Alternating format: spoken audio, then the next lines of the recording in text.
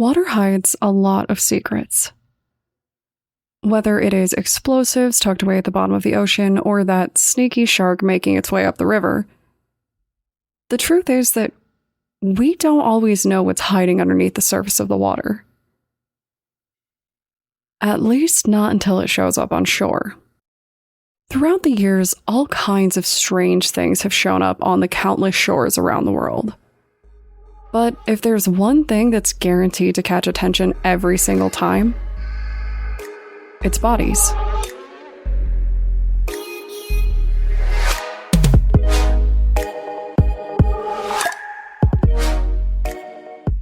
My name is Brienne, and I'm the host and creator of Among the Dirt and Trees, a show where we explore true crime cases that occur out in nature. In today's episode, we're going to discuss the sudden 1924 appearance of human bones along the shores of the Lina River, and the man responsible for putting them there.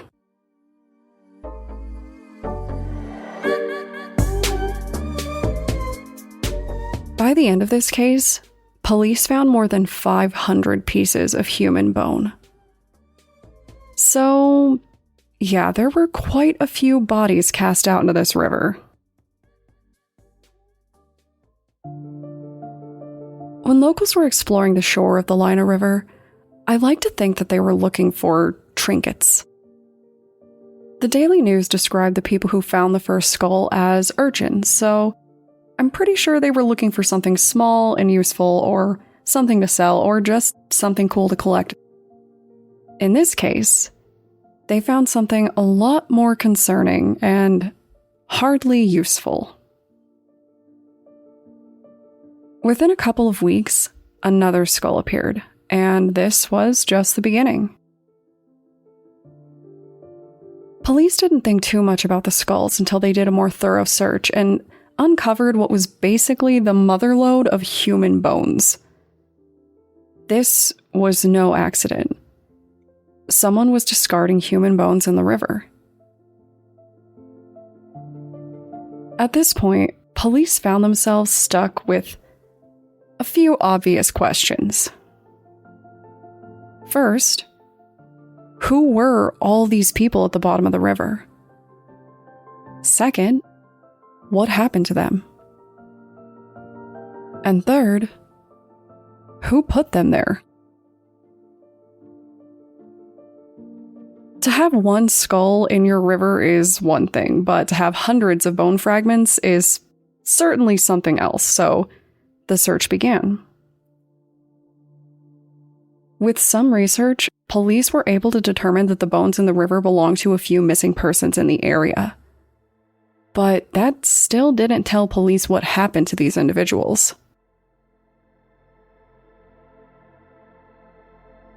In the area, there was one seemingly obvious suspect, but he was a suspect that police didn't seem to want to catch. The man's name was Fritz Haarmann, and he was a local butcher. Now, I don't know how long you guys thought I was going to make it before digging up another Sweeney Todd case, but we are back at it. Pro tip: don't hang out with butchers.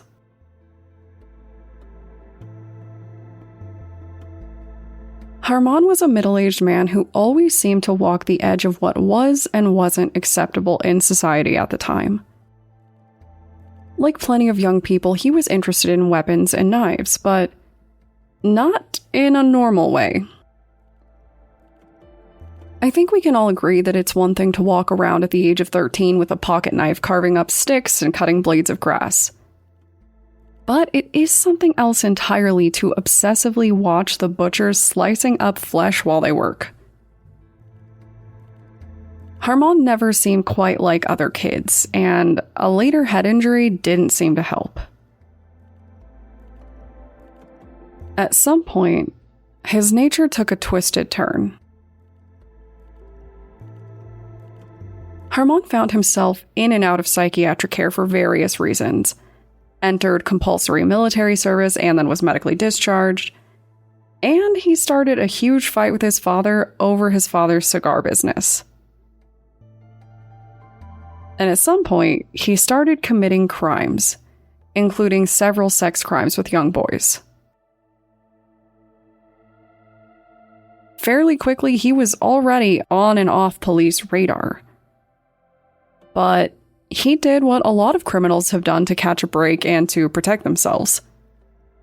He started working as an informant. And whether it was his good information or they just liked his vibe, the police seemed to like him. So much so that they ignored that he was the most obvious match for the area's new killer. And when this came to light, the public was livid. What makes it even worse was that his work as an informant actually gave him easy access to the kinds of victims that he was targeting. Haarmann's crimes are very disturbing.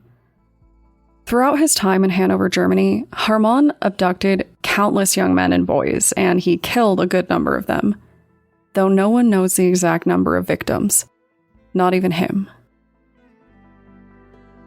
He had different ways that he would go about this.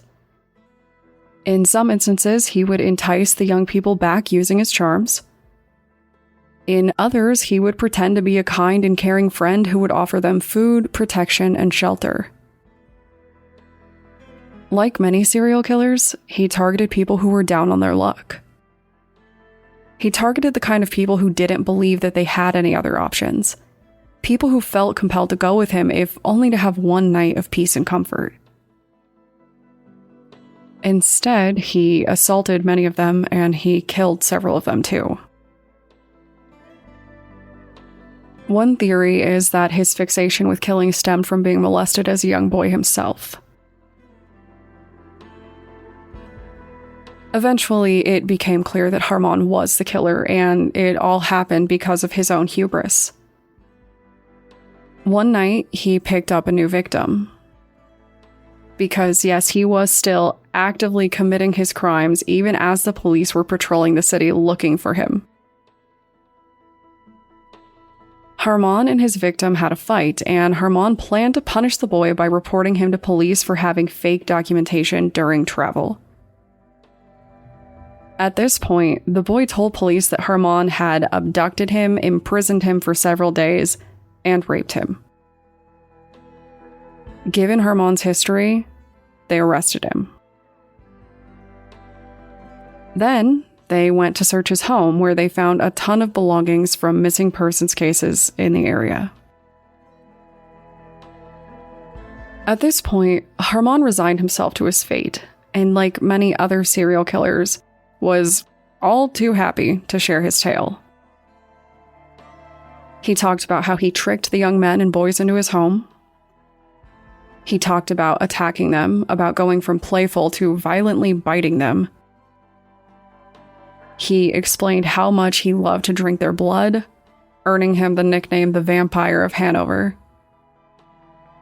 And then he dove right into what he did with the bodies. As a butcher, Haarmann was capable of dismembering human bodies with a surprising level of prowess. And probably practice, because we have no idea how many times he did this.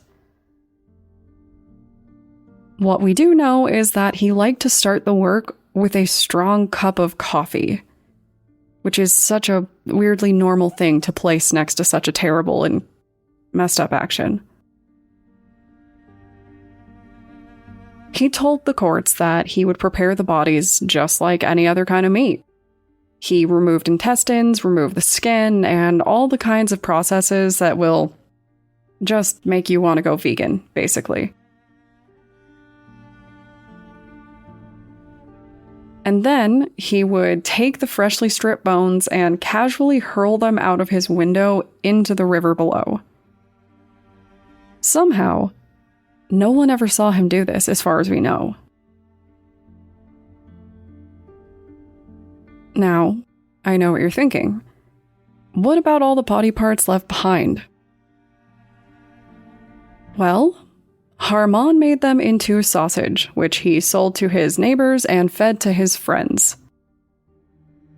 But in case you were worried about his mental health, just know that he eventually claimed that his partner, a young man named Hans Grans, was responsible for orchestrating the whole thing and that he just did the dirty work.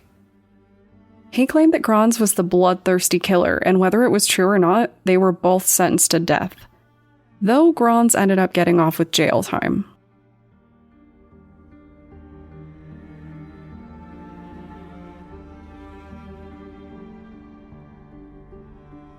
Haarmann also had his rights of citizenship revoked, which I thought was particularly interesting. As a last meal, he asked for coffee and a cigar. Now, when someone is sentenced to death, you expect them to meet it a lot of different ways. Haarmann chose to face death with impatience. He actually instructed the court to hurry up and kill him because he wanted to spend Christmas with his mother up in heaven. So, there's a lot to unpack in that. But ultimately, he was killed with a guillotine, and Germany moved on to more challenging times. So, if you would like to discuss questionable meat sources, reasons to avoid swimming in your local river, or ways to protect the more vulnerable members of society, feel free to contact me on Twitter or Instagram using the tag @thatpod. Thanks, guys.